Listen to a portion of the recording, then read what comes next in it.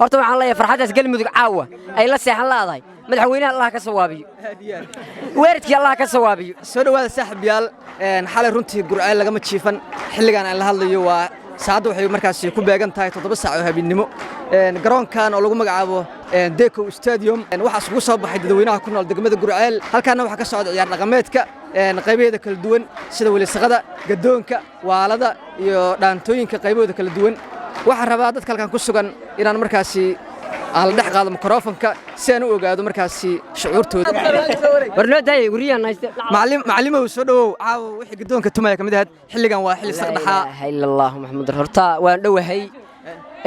horta caawa shuruucda horta lama soo koobi karo galmudug koobka waa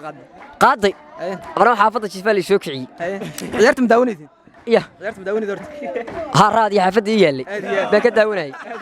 ودغيسنها يعني لكن ملك كلام مريده جول ومقلهي لكن عندنا يسي من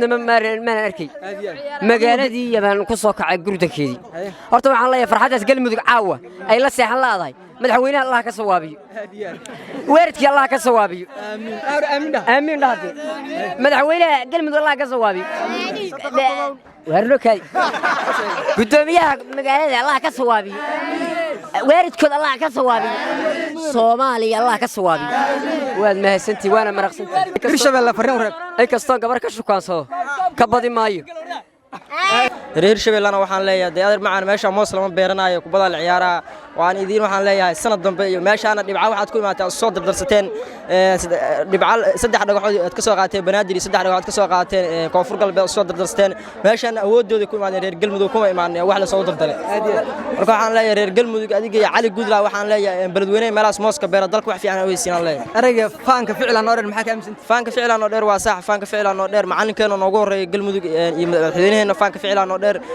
waxaan leeyahay reer Hirshabelle adeer macaani meesha moos la beeri maayaan leeyahay aad u maasanta waxaan ka ambaliyayna ambaliik soo direena degmada gurceel waxaan leenahay reer galmudug fiifa galmudug meel walba joogtaa guulaysato koobka waa soo qaadnay wuxuu yaalaa hoyga dhusmareebo yaalaa wadabaaldegiya noo dhiman insha Allah maxaa fariina u reebay Hirshabelle waxaan leeyahay faanka ficlan oo dheer runtii waxa waaye dadka walaalaheena waa la qabnaa waxa la ciyaar galin ciyaar laba gar laba nimanka oo qosdida la yiraahday guushin waan raacday intaas sana u soo dabaaldegin intaas sana u soo dhidideynay wixiina waa qaadanay orod iyo hiri iyo waadinka oo minaas ka socota imaateen meeshan annagana waxaan u soo dhiidnay oo u soo dhafarnay waqti badan nooga baxay waxaana waa qaadnay alxamdulillah faraxsanahay guusha ay gaartay waan u hambalyeynaya hir sadaqana waxaan leeyahay meesha awalba sadaqa ku imaateen awoodina midnaan ku imaan hal gool dhaladeen marka waxaan leeyahay bariina iska fashta aad iyo aad ma